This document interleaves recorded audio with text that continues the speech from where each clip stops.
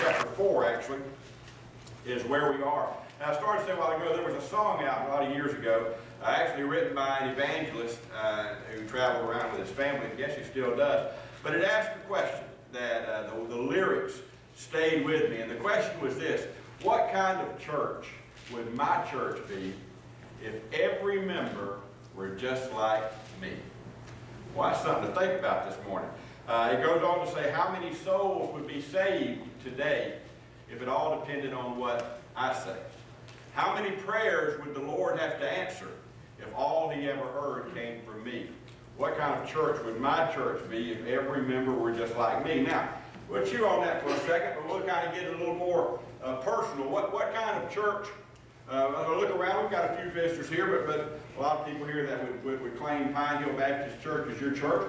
So let's just kind of put that in there. What kind of church would Pine Hill Baptist Church be if every member of Pine Hill Baptist Church had your level of commitment, your level of desire, your level of passion, and your level of faithfulness? Something to think about. Would Pine Hill Baptist Church have all of the jobs done? Or would there be jobs unfulfilled if every member had your level of commitment? Would we be able to afford to do everything that we felt like God wanted us to do? Or would we be short on funds and finances if every member had your commitment? Would the membership of the church be growing if everybody invited as many people to church as you do? Or would it be stagnant? Would there be people coming to the Lord regularly if everybody witnessed as much as you do? Or would the kingdom of God not be growing? I think it's a question that everybody needs to ponder. What kind of church would my church be if every member were just like me? Let's take that a step farther. Suppose that Jesus came to earth physically, and for whatever reason, in the providence of God, he landed right here in the midst of our town or our county or our state. And on Sunday, Jesus decided he was going to attend a church. I wonder if he'd want to come to Pine Hill Baptist Church. I wonder if we are God's kind of church. I definitely pray that we are striving to be that. That is a question that Paul even asked the believers at Philippi. He wanted them to consider whether or not they were doing things as believers that honored God. And although the church meant something very differently in this day, it still was the body of believers. And I want you to look at something that Paul says to them in just two very short verses here that I think gives us a really good idea of what it means to be God's kind of church. You see, in the church at Philippi, there were church members fighting with each other. Figure that. Who would have ever figured that members of a church would actually argue with one another from time to time? I'm thankful that doesn't happen anymore. Thank God for that. But in Paul's day, it did. And you're laughing because you know that the church, if we're known for anything, I'm not talking about Pine Hill Baptist Church, but if the church is known by the lost world for anything, we're known for fighting among ourselves. We're known for shooting our own wounded. I mean, we have that reputation within the church. I've heard all kind of horror stories, and you have too. Let me read you one of the best ones. I copied this article exactly the way it was written. This is not made up. This is not an illustration. This is an actual occurrence. This is the way the article was written. 100 years of Christian fellowship, spiritual love, godly unity, and community growth ended last Tuesday in a fit of congregational discord not to be rivaled in this century. Holy Creek Baptist Church was split down the middle like the tabernacle cloth that tore at the point of the Lord's crucifixion. It is said that one could hear that rip 100 miles away. Holy Creek Baptist was severed from the cord of unity that once bound them together. The fist of discord has pounded an army of Christian soldiers into two disheveled, unorganized factions of estranged members. The source of dissension in this once holy house of God. Now, you would pray that it would be something about doctrine, something about the truth of the Word of God. There are some things that are worth splitting a church over. There are some things that are worth arching your back and saying, you know what, I'm not going down that road. And certainly, if a church is going to allow their unity and congregation to be split, it's got to be over something substantial. The source of dissension in this once holy house of God was where to put the piano bench.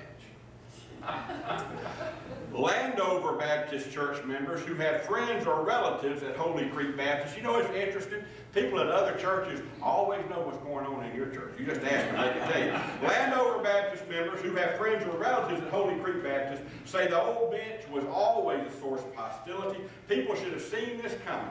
That congregation's been ready to break for the last 10 years, some said. It's a shame it had to be over a piano bench. I guess if they had broke over something else, they'd have felt that. One outside pastor commented. One outside pastor again. I guess he got his own church so straight he can tend to everybody else. One outside pastor commented, however ridiculous it might sound, I'm sure the Lord is using this whole thing in some way that none of us can see or make any sense of it all or hope to comprehend. At present, here's the way it was decided. Holy Creek congregation will be having 4 services a day. 2 evening services, 2 morning services. There has been an unspoken agreement mediated by the pastor of the other church. Each faction will have its own separate service with its own separate pastor. Since the senior pastor is not speaking to the associate pastor, each one will lead their own service, which will be attended by the members of their different factions. The services have been scheduled far enough apart that neither group will come in contact with the other. And an outside party has been contracted to move the piano bench to different locations between services so as to appease both sides and avoid any future conflict that could result in violence. We laugh and we giggle, but it is a serious matter when the work of God grinds to a screeching halt over something as silly and stupid as the location of a piece of furniture. And as we sit there and amen and believe it, I dare say, if Pine Hill Baptist Church is like every other church I've been a part of, were we to dig through the pages of Pine Hill Baptist Church history in the last 125 years, there has been an argument over something just as silly. There has been tension created over something just as unimportant. Again, I don't know anything specifically, I just know people. And I know how people are. I guess we get some kind of warped gratification by looking back and seeing that it was even a problem in Paul's day. But the fact is, we cannot do God's kind of work if we're not God's kind of church. And there are 3 things that must be present in God's kind of church. Now, I'm going to leave it up to you to decide whether we're God's kind of church or not. But I want you to hear what Paul has to say. 2 short verses. Read with me beginning of verse 2 of Philippians chapter 4. Paul writes beginning of chapter 2, I plead with Euodia and I plead with Syntyche. Now those are 2 ladies. You would think with names like that, they'd have enough problems without having to get in trouble in the church. I plead with Euodia and I plead with Syntyche to agree with each other in the Lord. Yes, and I ask you, local yoke fellow, help these women who have contended at my side in the cause of the gospel, along with Clement and the rest of my fellow workers whose names are in the book of life. Would you pray with me, Father? We desire this morning to please you. We desire, Father, that we would be the group of believers whose offerings would be acceptable in your sight. So, Father, I pray today you would speak to us from this word. Help us to see a picture of a church that pleases you. And, Father, help us all to strive to be a body of believers that brings honor and glory to your name. Father, preach your message that you might receive glory for us. In the name of your Son, Jesus, we pray. Amen. Hey, you look at those two verses and you might think, well, there's not a lot there. But I'm telling you, those verses are loaded. Let me show you three things the Holy Spirit helped me see in these passages that has really governed a lot of what I do as a pastor or just a child of God. One thing I see in these passages, to be God's kind of church, there has to be a kindred spirit among the people.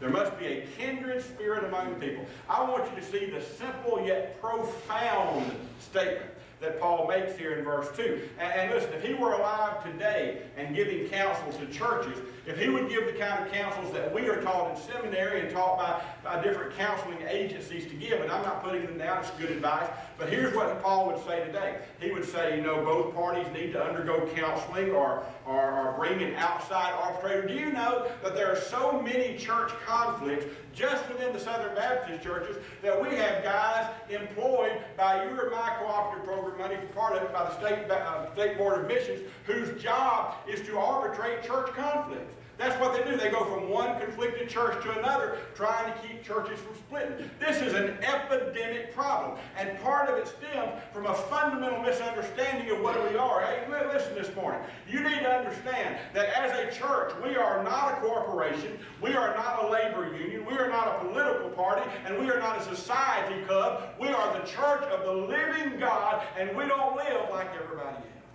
And a lot of times when we get off track in church, it's because we forget who we are. And if we are a church, if we are a body of believers, that the people sitting around you and serving in the church, they are not just your friends. They are not just your co-laborers. Listen to me. They are brothers and sisters in Christ. We've got to get back to where we realize that this is not an earthly institution. This is not something that man has come up with. God has made us into a family. And listen, we've got to act like people who love each other as family. Look again in verse 2. Here's the solution. I plead with you, Euodia, and I plead with Syntyche to agree with each other in the Lord. Listen, there's Paul's advice. Get over it. Paul doesn't say work it out to an amenable conclusion. He doesn't say present it out there and have a vote on it. He says, my goodness, haven't you got better things to do than fight about temporal things of no eternal importance? And he says, just get over it. Listen, we've got to learn as Christians that love each other and love God, we've got to learn that we've got to agree together. The world has to see a kindred spirit. And it may be that the only agreement we can come to is to agree to disagree. That's all right too. Let's do that and move on about things that matter. There must be a kindred spirit within the congregation. And it's crucial. And Paul talks about it all the time. And I hear people say, I've had people say this to me, well, I can't get along with them, but you know what? Our church is big enough. I can sit on one side, they can sit on the other side. I don't ever have to see them or speak to them. Well, you do if you want to be right with God. Ignoring them is not an option.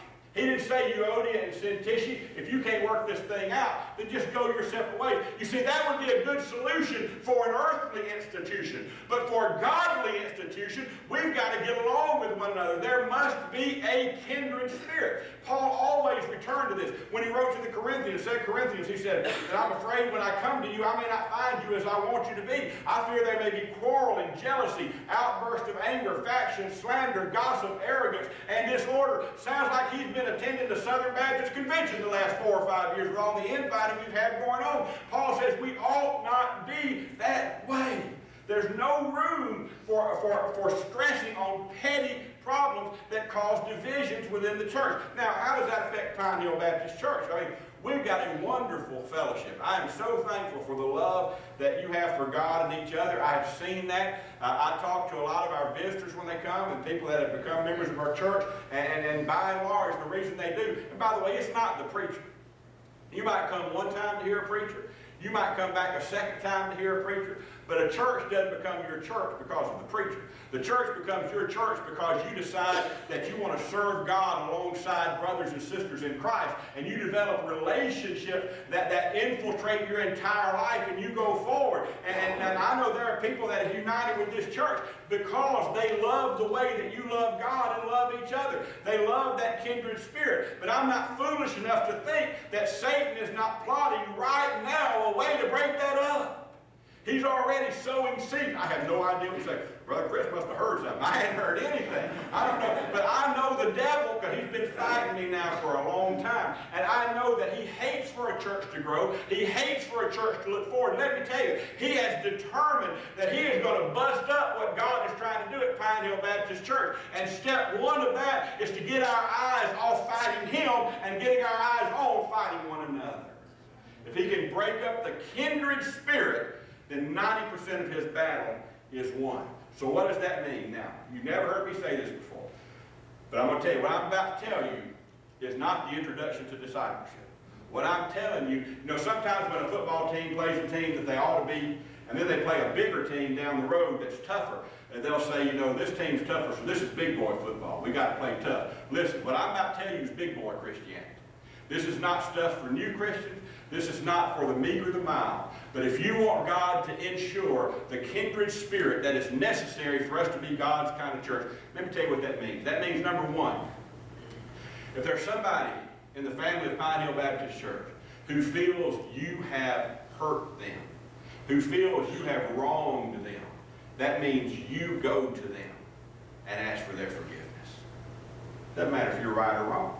It only matters if you're right or wrong if it's about you. If it's about you, then you fight it out. But if it's not about you, if it's about the glory of God, if it's about putting things behind so we don't get sidetracked, then if there's anybody who has something against you because they feel like you did something wrong, then you go to them and you ask for their forgiveness. And you say, well, I'm not sure they deserve my forgiveness. Well, God is our model, and I'm sure I never deserved his forgiveness, but while I was yet a sinner, Christ died for me. So if I expect God to forgive me while I don't deserve it, I've got to forgive my neighbors and friends even if I think they don't deserve it. So you've been sitting there saying, well, I'd forgive them if they ever admit they're wrong. Number one, who are you to judge? It's not your job to say right or wrong. It's your job to decide whether it's about you or it's about God. If it's about you, keep fighting, brother. Fight to the end. If it's about God, then you don't be Satan's tool to bust up a church and you go to that person and say, I love you. I'm sorry I hurt you. Forgive me. Number two, if there's somebody in the church that's wronged you, you forgive them. They don't have to ask for forgiveness. They don't have to deserve forgiveness. They don't ever have to know you gave them forgiveness by anything you said, but by your action and attitude, you forgive them. I don't know about this church. I've only been here a year, so I don't know the history, but I suspect there are some things that go back a long way. I mean, that's just like every church. Maybe some grudges that have been held around for a long time, and I'm telling you, we are fooling ourselves if we think we can go forward while we're still looking back at all that junk. So if there's anything that's holding you down, listen, I would just say to you, exactly what Paul said, get over it.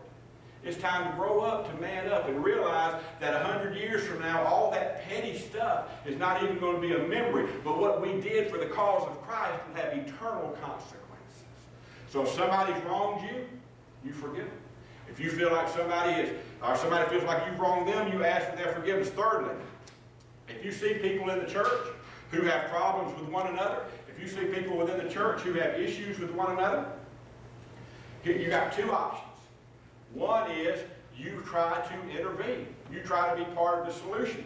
Paul does. That's what Paul does here. He says in verse 2, I plead with Euodia. I plead with Syntyche. Do something about it. Get it right. I mean, that's okay to be part of the solution. What's not okay is to just involve yourself in something that you have nothing to do with. I've told you before, if you're talking about a situation and you're not part of the problem and you're not part of the solution, then hush. If you're not part of the problem, you're not part of the solution, all you're doing is gossiping and making things worse. You can say, oh, we're just sharing. Oh, we're just remembering each other. No, you're not. You're running people into the ground. You're providing a platform from which Satan can do more of his harm, and you are keeping the body of Christ from going forward and doing the work of Christ. Listen, you pray for people, but you don't have to pray for them in such a way that, listen, Paul didn't take sides. Paul didn't say, you're right. He didn't say, Tisha, no. He said, get over it. Listen, it's not about whether you're right or whether they're right. It's about acknowledging that God's right. That's all that matters. We don't be a part of it unless you're part of the solution. So God's kind of church, there is a kindred spirit.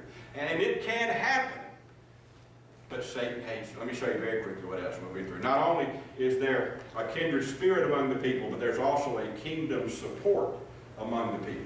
I want you to notice this now, because this is crucial. It's not just in verse 1 that he told them they had to get along. Look at the rest of that. What did he say at the end of verse 2? I plead with you to agree with each other in the Lord. You see, that qualifier is very important. He's saying don't just agree with each other. You agree with each other to do the work of the Lord. You agree with each other that God's work takes priority over everything else. Listen, we've got to make the work of God, the growth of the kingdom, our priority. Listen, my goal in life is not to see Pine Hill Baptist Church grow. I hope it does, but I have not been called and saved and equipped to watch Pine Hill Baptist Church grow. My goal in life is to see the kingdom of God grow. Now, as the kingdom of God grows, our church surely will grow too. But it can't be about what's best for our church. It can't be about policies. It can't be about anything other than going forward. What can we do to grow the kingdom of God? You know why we're starting an Awana program at 4:30 today? It's not to try to get more people to come to church, although that's a wonderful thing that happens. We're doing that because if we train these children and put the Word of God in them as they're growing up, then maybe it won't happen then what has happened now. We've got 2 or 3 generations of adults that aren't doing anything to grow the kingdom. And it's either that they don't know what to do or they don't care whether it gets done or not. That's not going to get the job done. We're not going to turn this world around with the lackadaisical, mediocre, lukewarm commitment that my generation has modeled. We've got to raise up a commitment. We've got to raise up a generation that realizes that if they don't do the work of God, then it will go undone. And it begins with these children. That's growing the kingdom of God. And that's what matters. We've got to have a kingdom support. You know how you know whether or not your church is kingdom-minded? What you're focused on. What's your priority? When other things become your priority, when the churches fight over music, over styles of music. I'll say it without doubt, with hesitation. You have a church that's fighting over the style of music, then they are not focused on growing the kingdom of God. You have churches who are fighting over where the piano bench is supposed to sit. They are not focused on growing the kingdom of God. You have churches who are more interested in traditions and rituals and businesses and budgets and all the things that occupy our time more than they are growing the kingdom. None of those things are bad in and of themselves, but they all must be submitted to the single priority of building the kingdom of God. It's about growing the kingdom. Let me tell you how you know when your church has ceased to be kingdom-minded. It's a progression that is you can't help but see it. I mean, I've seen it over and over again. It begins with an undercurrent of negativity. Because when you get your eyes off of God, by necessity, you've got your eyes on things of men. Let me tell you, that's always going to let you down. Men and the things that humans do are always going to be fragile. They're always going to be error-filled because we are error-filled. So what happens when you got your eyes on kingdom stuff, all of a sudden, all the little stuff, you care and it matters, but it doesn't matter that much. But when your eyes are not on the kingdom, all this little stuff becomes big and it's not the way you want it. So there becomes within a church an undercurrent of negativity. And let me tell you, an undercurrent of negativity can sink a church. When all of a sudden it's all about what's wrong. That's how you know when you go to a church or you talk to church members and all they want to tell you is what's wrong. What's wrong with the preacher? What's wrong with the deacons? What's wrong with the teachers? What's wrong with the music? What's wrong with the choir? What's wrong with the committees? What's wrong with everything? That undercurrent of negativity has seeped in there because we have ceased to be kingdom-minded. And then that leads to a decline in support. Because listen, People don't want to come to a church while they're fussing all the time. That's why across America, over 70% of the people who are in church on Sunday morning don't come back on Sunday night. A greater percentage don't come back on Wednesday night. Why? Because church for so many people has ceased to be a pleasure. Church for so many people has ceased to feed their soul. And they have to fight with contentious old ornery people all week at work. They sure don't want to have to come and sit with a congregation full of them on Sunday morning. We've made church something it was never intended to be if we get off of the kingdom of God. Then that leads to something. Phil Walter was here last year for our Harvest Day. Great job preaching. Phil wrote a book about parenting prodigals. Some of you have it. If you don't have it, if you've got a child of God, or your child rather that's wandered, you're praying for them to return, it's must-read material. But Phil did research for that book. He found 300 plus prodigals, people that had been raised in church and then left the church and then came back. Some of them came back, some of them didn't. And he did interviews with all of them. He said he was trying to find out the common thread among people that left church, were raised in church, left church, and either didn't come back or didn't come back for an extended time. He said there was one common thread. He said there were a lot of reasons. You know, some of them, their family had problems, or some of them, a preacher had disappointed them, some of them, you know, they're all, but he said there was only one thing that was across the board. There was one thing that every one of those prodigals mentioned that had influenced them to get as far away from the church as they could. I didn't see this coming.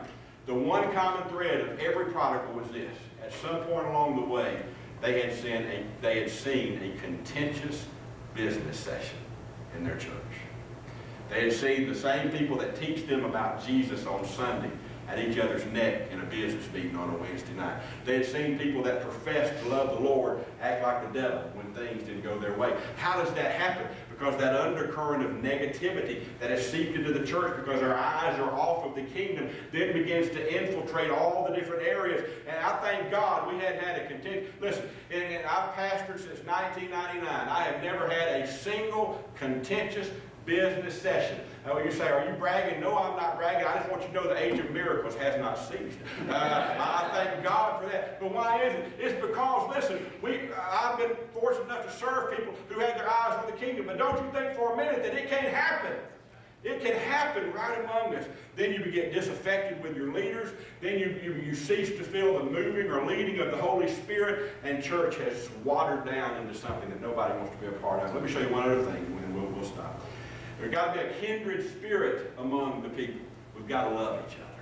There's got to be a kingdom support among the people. Everything we do has to be anchored in the singular goal of growing the kingdom of God. But finally, Paul shows us here there has to be a kindness shown among the people. Not just within the church, but beyond these walls. You know, we enjoy it when preachers get after folks and we listen to them and we think, boy, I sure am glad my husband's here today because he needs to hear that. I sure am glad sister so-and-so is listening. But Paul wants to be sure that we know this is not just about Euodia and Syntyche. He wants to be sure we understand this is us too. Keep reading in verse 3. He says, yes, and I ask you. And then he defines you as being the local yoke fellow, the local worker in the church. Some of you have NASB, it probably says true companion. Some of you have other versions. It may actually give the name of a man named Sergius. But Paul is just saying, whoever you are, if you are working for the cause of Christ, then you need to love and help one another along the way. Keep reading in verse 3. I ask you, local yoke fellow, help these women who have contended at my side in the cause of the gospel, along with Clement and the rest of my fellow workers whose names are in the book of life. He's saying, look, our names are all in the book. We're on the same team. For goodness sake, brothers and sisters, the people sitting in front of you and behind you on these pews are not the enemy. They are people that are fighting supposedly for the same cause that you're fighting for, that the gospel might grow forth and the kingdom of God might grow. We are to show kindness one to another. Now, I got to stop here for just a second and just say that I appreciate your kindness. I have been the beneficiary of it for 13 months now. But my whole family was beneficiary of that kindness this week. As my cousin, I had a 20-year-old cousin who passed away. Tragic circumstances. And though you did not know him, he'd never been here, you'd never heard of him, still you reached out to my family. Your cards, your calls, the meal that the ladies fixed here, and listen, there are few more vital and important ministries, listen to me, in our church than those ladies who get together and prepare those meals for grieving families, to give them an opportunity to sit. It's not about the food, although it's good. It's not about the food. It's about an opportunity to sit around and let God heal those wounds and bring you together. And let me tell you why it mattered to me this week. I'm pausing because I'm going to cut this part out of the internet. I don't want them to see this. But everybody in your family, I'm sure, is normal. I got some Lulus in mine. I've got some in mine who not only don't know the Lord, they don't want to know the Lord. I got some in mine that have never been to church, who don't know anything of God. And when they sat down, and if you had been here, you'd have seen them, earrings, tattoos, I mean, you name it. And as they sat down there, and I had more than one ask me, why? I mean, they didn't know anything about the church. Why are they doing this?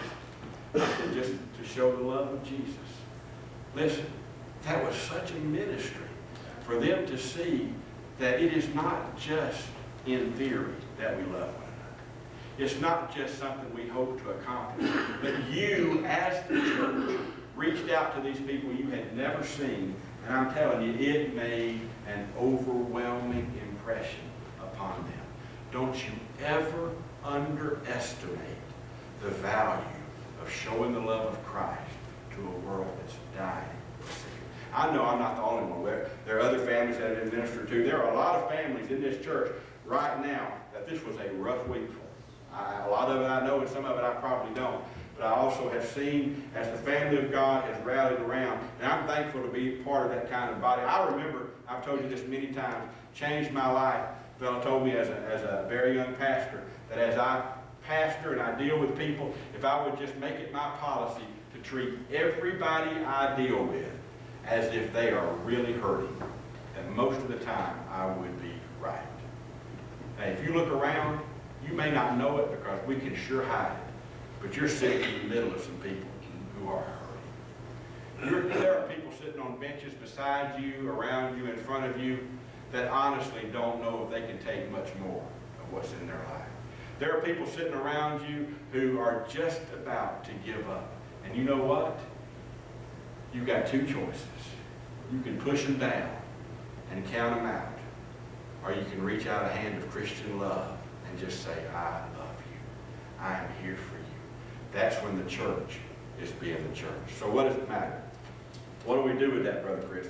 What does it mean? Well, here's what I think it means. And Sharon and Rick are going to come. We're going to extend an invitation. Here's what I think it means. Number one, you need to be a member of God's kind of church. I don't talk about this a lot, but you figured out by now I'm pretty old-fashioned. And I still think church membership matters. I still think it is a big deal. It doesn't save you. Nobody's going to go to heaven because their name's on a roll. Nobody's going to stay out of heaven because their name what? It's not a matter of salvation. But let me tell you why you need to be a member of God's kind of church. Because there is spiritual safety in numbers. See, the devil is coming after you. He's going to take shots at you, and you need brothers and sisters in Christ. Number one, to hold you accountable lest you stumble. And you need brothers and sisters in Christ to be there to help you put the pieces back together when you do. The world is not going to do that for you. We're told in Hebrews 3 to exhort one another daily.